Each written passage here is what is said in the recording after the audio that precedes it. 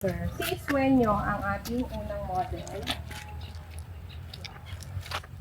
Yung gate and fence po, hindi siya kasama sa turnover. Sa ano lang siya, sa model lang siya. At saka para lang may idea ka na pag yung 80 square meter, at least alam mo na perfect yung shape niya. Kapag ang kinuha mo, minimum lot, perfect square, pag nag-gate and fence ka, ganito yung magiging model.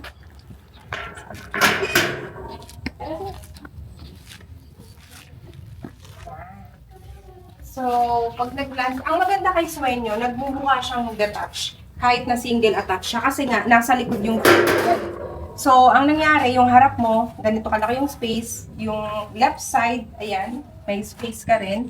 At yung right side, kabilaan. Ito yung magiging ano mo, service area. In the future, kapag ka nag-expand ka, pwede mo ipa-enclose yan. Makapalagay ka ng door dito kasi kung isa lang naman yung ipapark mo, di ba? Kasya dito kahit SUV. Yan. Tapos may access door ka naman dyan.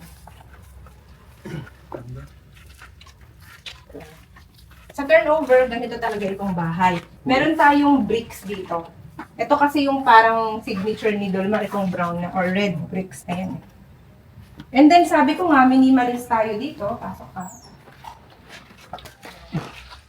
So, sa turnover, ito yung floor area 51.50, minimum lot 80, 2 bedrooms, 2 toilet and bath. Floor plan to. Ito yung ating lanay na tinatawag.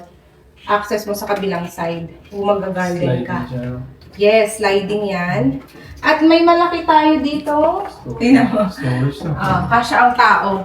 Yan. Okay. Marami kang pwedeng ilagay dyan.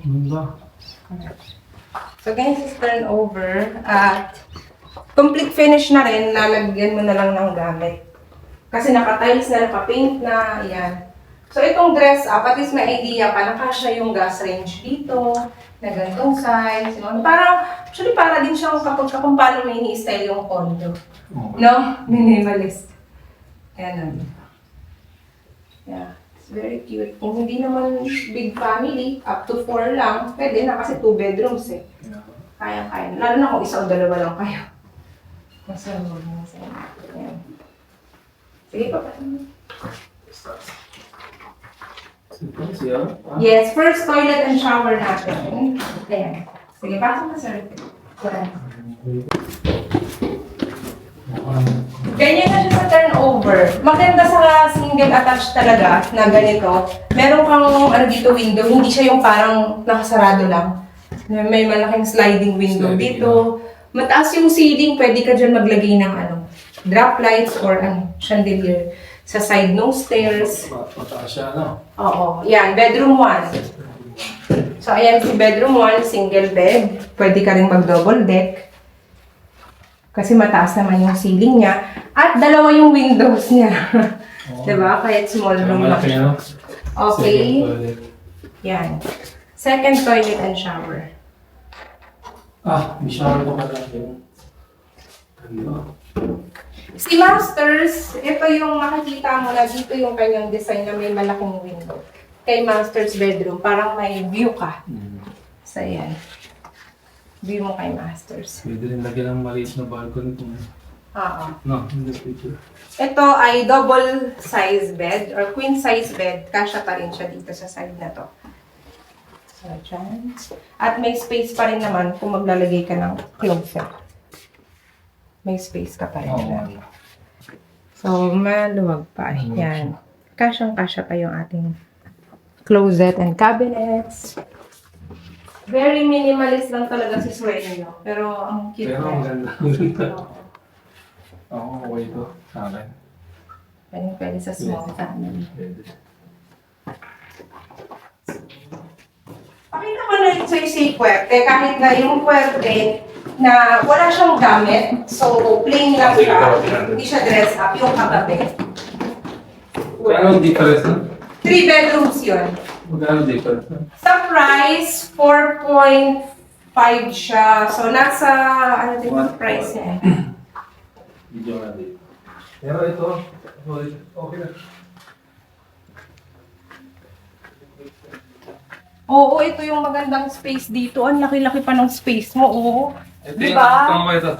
Oo, alam pa ng space mo dito. Kasi Kasi kapag townhouse, hindi ka makakapag-garden. Ang ganda nung meron kang ano eh.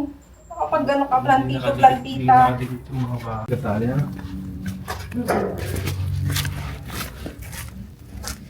Swerte pala ano, ayun, 4.5 to 4.7. So, may tao, punta na tayo, ano na tayo, Fortuna muna. Yung pinakamalaki. Ayan, Fortuna. Itong si Fortuna, sir, siya ay may tatlong CR. Ang price niya na available ay 6, ito yung mga things, 6M pataas. 6M pataas. Dahil ang kanyang lot area ay malaki din yung lot mo, 100. Okay. Nasa 100 plus yung lot area ni Sueño. Ayan, malaki siya. Ay, Sueño, Fortuna, sorry, Fortuna. Ayan. So, si Fortuna, walang gamit. Oo. So, ganito yung style ni Fortuna. Pero pare-pares mga lahat nila. Oo. May nag-iisa lang na 80 square meter na available sa inventory ngayon na 5.1. Fortuna 5.1. Nag-iisa lang siya. Pag nakuha na yun, ang natitirang available ay 6.1, 6.2, 100 na yung lot eh. 100 square meter lang. So, yun yung difference niya kasi sa lot size. Tapos ito, meron siya ditong small room. Kung ano gagawin mo dito sa small room na yan, kay Fortuna. Extra room, no? Extra room. At malaki din yung ano niya dito. Storage. Kasya ang tao. Parang room na rin to, no? Pero yan more on storage. Ito mas kasya dito yung one room naman eh. Unang toilet.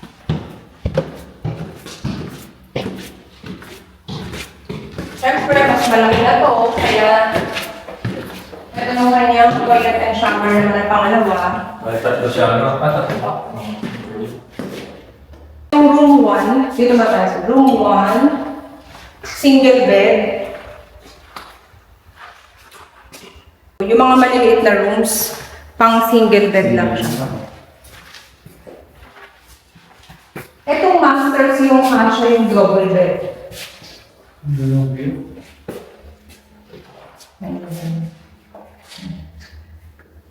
Ito yung master. Ito si master. Really? Double size Double bed lang. lang. Hindi, kasi baka masigipang ka na pag-queen. At meron siyang sariling toilet and shower. So, yan yung toilet and shower ni Fortuna. Siya, dalawa? Tatlo? Tatlo, yung CR. Tatlo. Yan. So, ayan yung mga difference. Spin pa rin. Sueño talaga, no? Oo, depende kasi talaga kung ano yung napupusuan mo eh. Kung hindi naman kayo big family, pwede na kayo sueño, no? Dalawa lang. Very good for startup na yun. Si Sueño. Yan. Okay, ma'am. True. Sir, although hindi naman nakikita yung mukha mo, no? Ano ang masasabi mo sa Legacia? Maganda. Para lang sa mga ano natin, viewers natin, di ba? Para kay idea sila. Maganda siya. Minimalist siya. Tsaka tahimik. Maganda. Bilang OFW, sir, sa tingin mo ba magandang option itong location natin sa OFW? Para sa mga OFW, siguro maganda yung place niya kasi hindi siya crowded masyado. Tsaka malapit din sa lahat. True. Di ba? Kasi sabay tayo nagpunta dito, nadaanan mo yung mga malalaking hospitals, schools, malls, tapos may SNR pa sa Baliwa. SNR tsaka SM. True. Kasi pag dinireksyon mo to, yung amenity area, pinakita natin. So dito ka, dito. Yan, yung sa likod ng ginagawa na yan. Diyan siya banda. Sa likod ng ginagawa. Yun yung amin. Hindi pa ano pa, may mga ano yan ang tao dyan. Kasi mga workers, parang opisina lang nila. Oo, kasi- Gumawa lang sila dyan ng pansamantala. Oo, ongoing kasi yung ating land development. So, ganun siya. So, dapat kontakin lang nila ako, sir, no? For treating and online reservation. Dapat ba, sir, mag-like and subscribe sila sa channel? Oo, mag-like kayo, tsaka subscribe kay ate. Magaling siya explain lahat. Wow! Maintindihan mo talaga. Thank you! Like and subscribe!